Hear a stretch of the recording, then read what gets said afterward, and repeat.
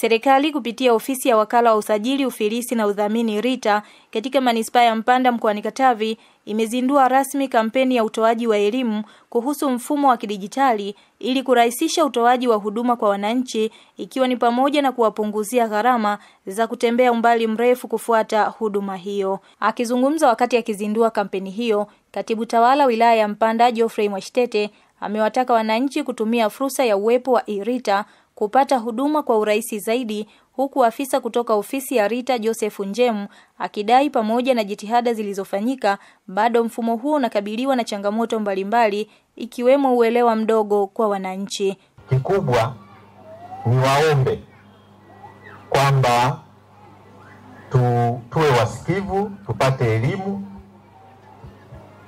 ili tuweze kujua umuhimu wa RITA na vyeti vinavyotolewa, huduma zinavyotolewa. Sasa kwa madhumuni ya leo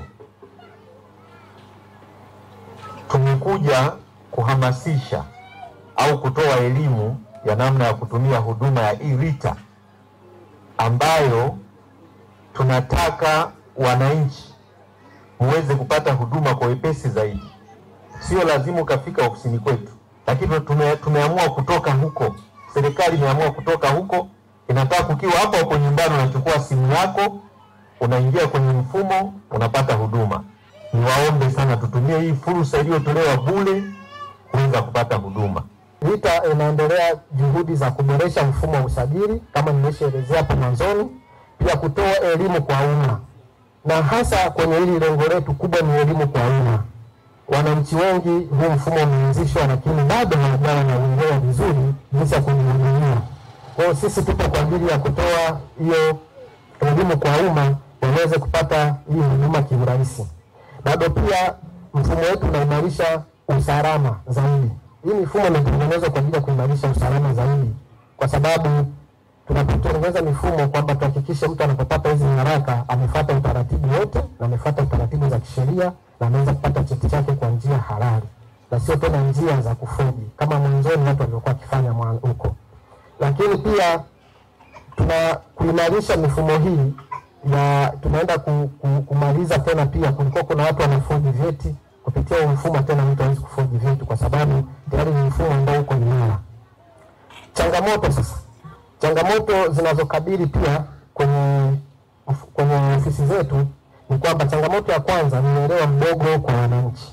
Pia upatikanaji wa mtandao. Hizi nayo ni changamoto ambazo tutaanzisha mifumo, huwa upatikanaji wa mitandao unakuwa ni changamoto, lakini kadri serikali inapokuwa inaleta mifumo, upatikanaji wa mitandao lazima kuboreshwa kila siku ili mtu aweze kujihudumia.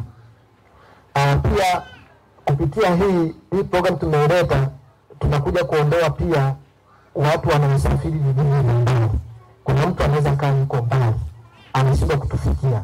Lakini kupitia hii mfumo wetu wa RITA, sasa hivi anaweza akawa huko aliko, akaingia kwenye mfumo wetu, akaomba cheti, yeye cheti chake tutamjibu kwenye mfumo yake atakachofanya na kuja ofisini kwa ajili ya kuchukua cheti chake. Kwa upande wao, wananchi waliohudhuria katika uzinduzi huo wameishukuru serikali kwa kuanzisha mfumo huo ambao utawapunguzia gharama na kuomba elimu hiyo iwe endelevu hasa kwa wananchi wanaoishi maeneo ya vijijini. Ninachokiomba serikali ipambane, ipeleke hii elimu vijijini. Msiishie mjini tu. Umeona kuna watu wanahangaika kule vijijini. Kwa hiyo tunachokiomba sana serikali ipeleke hii elimu mpaka vijijini.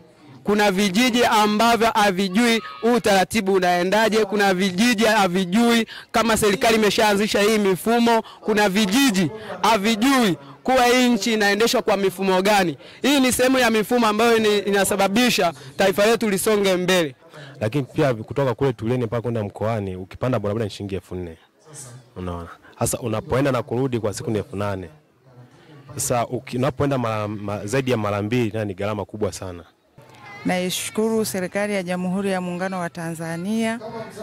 Mfumo huu kwa kweli tunamshukuru Mungu, wameturahisishia kuliko mwanzo tulivyokuwa tunahangaika panda teremka, tunatumia gharama kubwa, lakini kwa sasa tunaishukuru hii serikali imeturahisishia, mfumo tumeuelewa na tutajitahidi kadri tulivyoelekezwa. Neema Huseni, Nipashe Digital.